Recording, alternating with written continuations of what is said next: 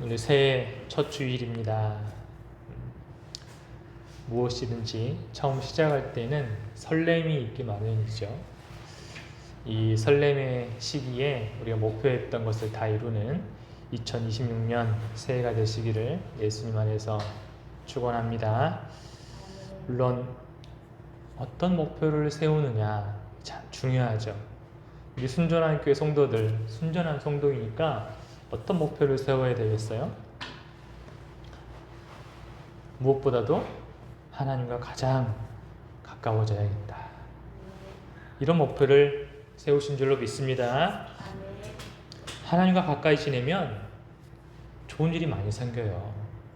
세상과 가까이 지내면 풍파가 많지만 하나님과 가까이 살아가면 정말 신비한 일들을 많이 경험할 수가 있어요. 우리가 비록 땅에 살지만 하늘을 경험할 수 있는 그 비결이 하나님과 가까이 살아가는 것입니다. 그렇게 하나님과 살아가면서 하나님께로부터 흘러온 하늘의 좋은 향기, 또 하늘의 열매를, 또 신비한 능력을 경험하게 되기를 소망합니다. 그렇기 때문에 무엇보다 하나님과 더 가까워지는데 목표를 세우고 어떻게 하면 내가 하나님과 더 가까워질 것인가 생각하면서 열심히 이 길을 달려가기를 소망합니다. 그 중에서 중요한 게 있죠. 매일 말씀 큐티를 하는 거예요. 우리 다 함께 매일 성경을 받으셨는데 이 매일 성경으로 매일같이 말씀 큐티를 하시기를 바랍니다. 이 말씀 큐티하는 것은 우리 그리스도인들에게 필수예요. 필수. 우리가 큐티와 같은 개인 경건 생활을 열심히 하면 우리뿐만 아니라 우리 한국교회가 건강해질 거예요. 우리 한국교회가 건강해지면 우리 대한민국이 당연히 건강해지겠죠. 그래서 우리 큐티를 열심히 해서 우리 순전한 교회 성도들을 통해서 우리 지역사회가 건강해지고 또 더 나아가서 이 영등포가 건강해지고 또 서울이 건강해지고 우리 대한민국이 건강해지는 그런 놀라운 일들을 목도하기를 소망합니다. 그런 좋은 결과도 있겠지만 무엇보다도 큐티는 이 땅에서 우리 창조주 하나님과 연애하는 시간이에요.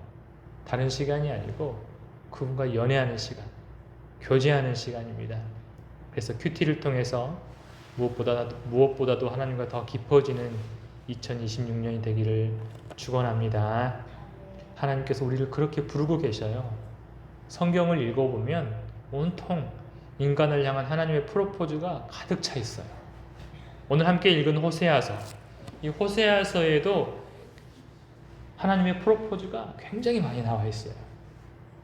그런데 호세아서의 본문에 나오는 그 프로포즈의 대상의 상태가 생각보다 좋지 않은 것 같아요. 하지만 그럼에도 불구하고 하나님이 그 대상에게 사랑에 빠진 것처럼 이 호세아서는 기록을 하고 있다는 거예요.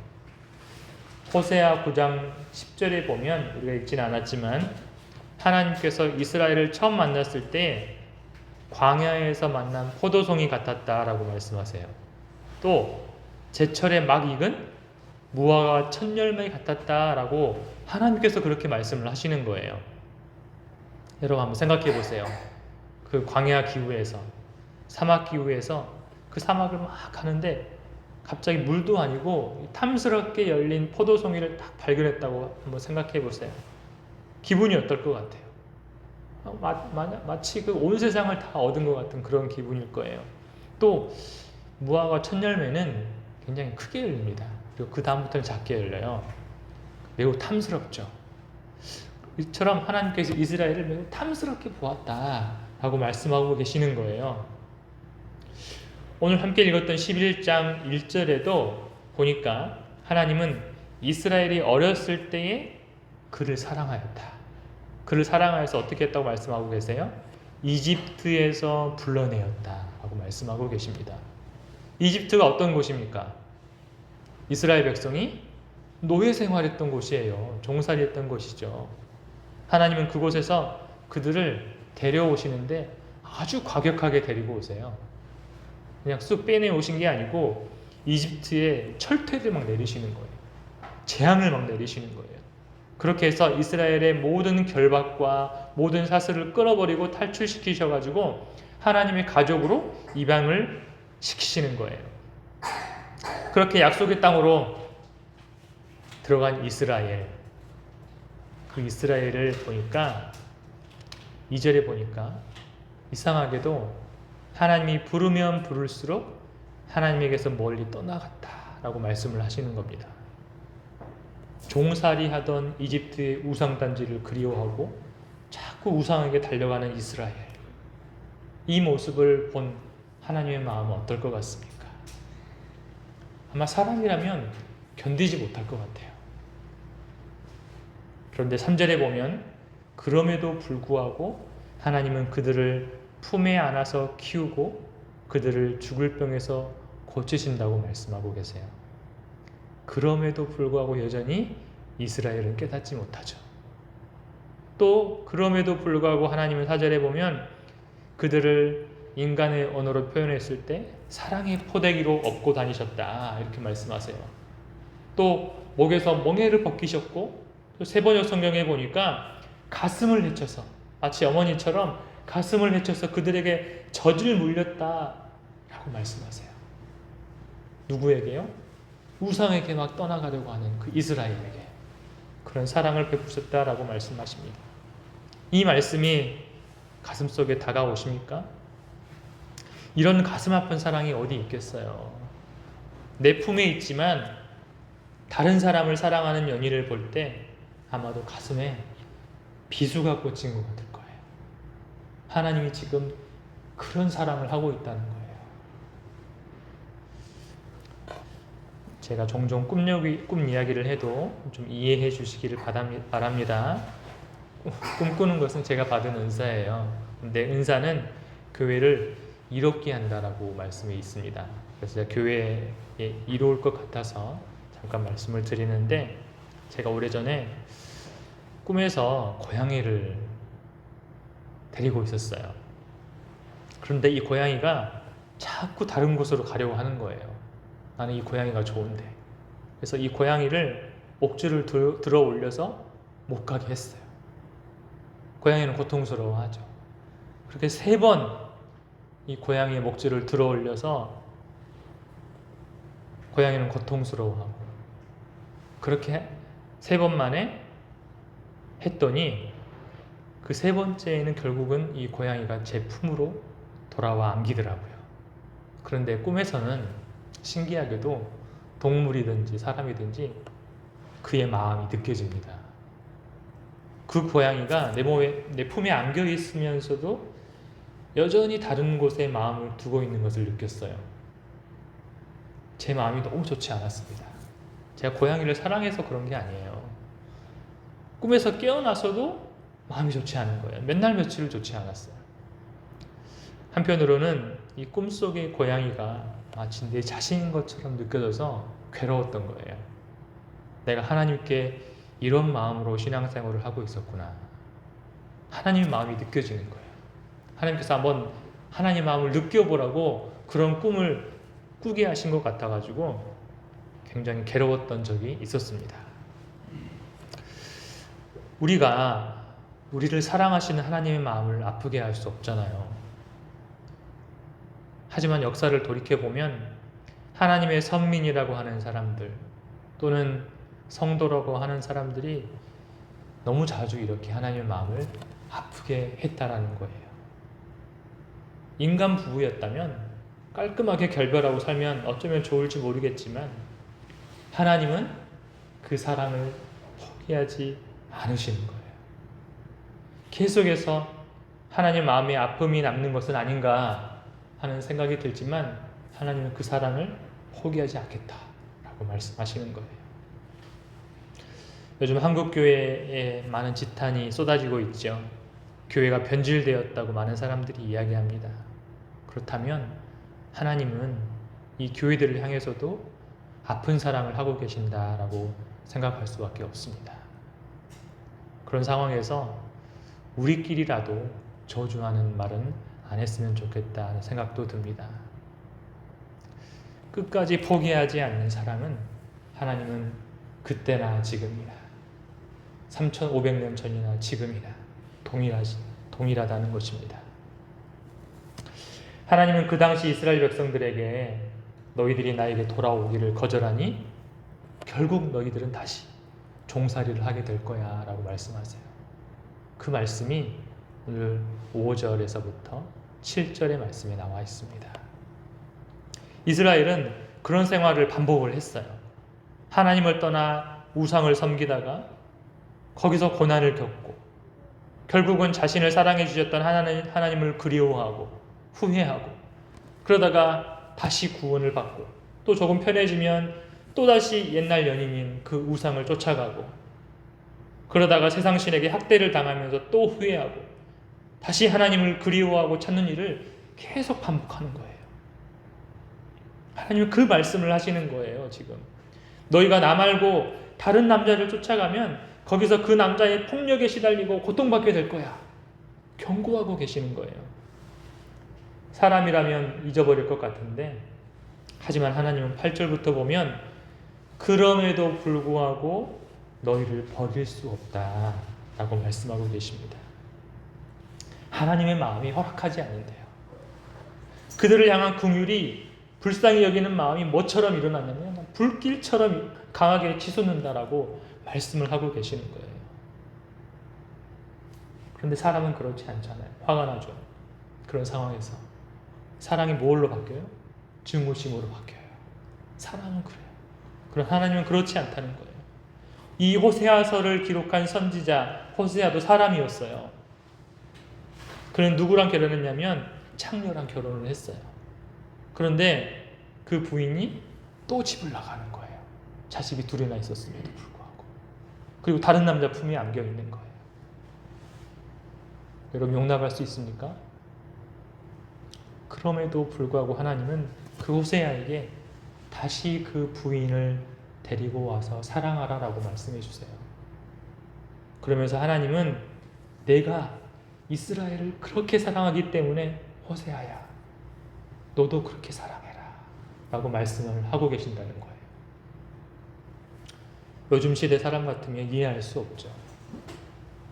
참지 않죠. 그런데 하나님은 그렇게 말씀하시고 호세아는 또 순종합니다. 하나님이 9절에서 뭐라고 말씀하시냐면 제가 새한글 성경으로 한번 읽어드리겠습니다. 너희가 비록 그렇지만 나의 뜨거운 노여움을 터뜨리지 않겠다. 다시는 에브라임을 멸망시키지 않겠다. 나는 하나님이지 사람이 아니기 때문이다. 너 가운데 거룩한 하나님으로 있다. 너에게 화를 내며 가지는 않겠다. 이렇게 말씀하시는 거예요.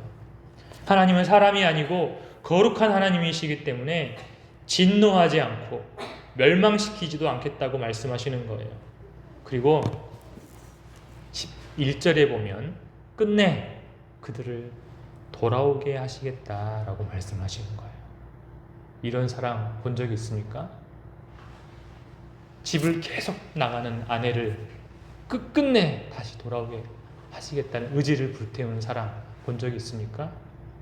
하나님이 그런 사랑을 지금 이렇게 하고 계신다는 거예요. 그런데 사람은 이렇게 할 수 없잖아요. 사람에게 많은 상처를 아마 받아보셨을 거예요. 사람을 너무 의지하지 말고 또 세상 문화를 너무 사랑하지 말아야 돼요. 우리는 우리를 그토록 사랑하시는 하나님께 더 가까이 찾아가는 순전한 성도가 되어야 됩니다. 무엇 때문에 영양가도 없는 세상 문화에 빠져 살고 또 무엇 때문에 오락가락하는 사람들을 의지해야겠습니까?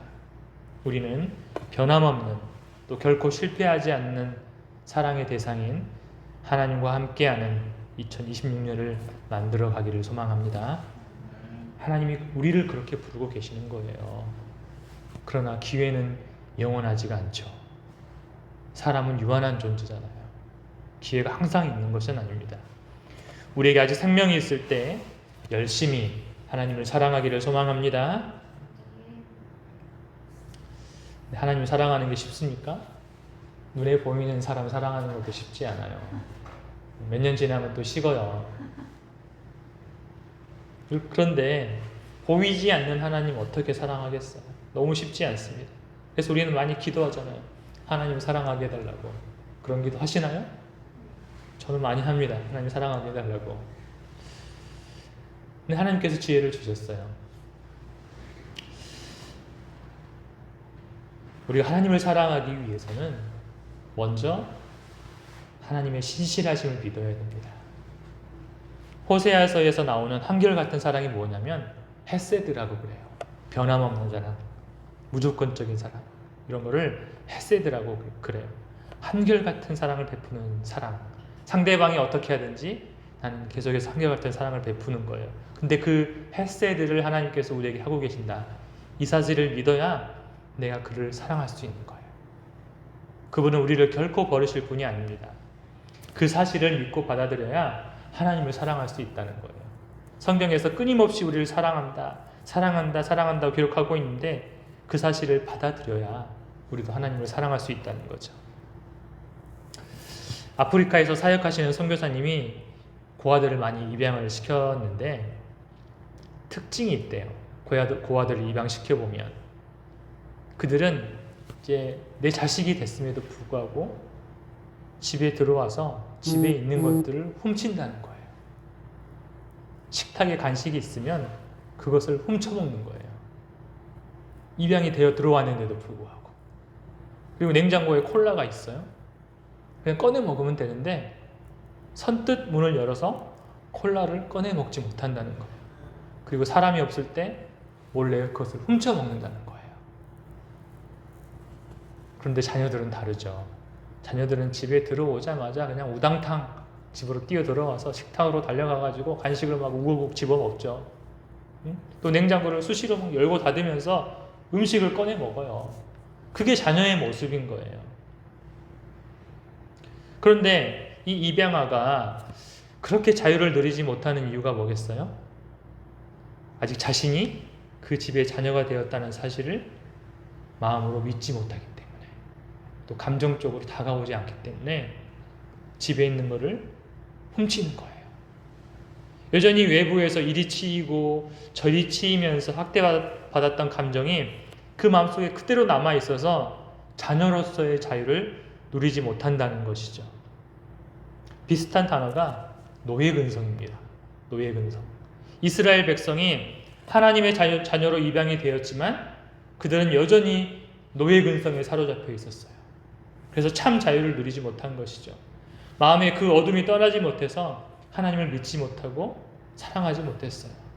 하나님을 어떻게 생각하냐면 옛날 자신을 억압했던 폭군의 하나로 생각하는 거예요.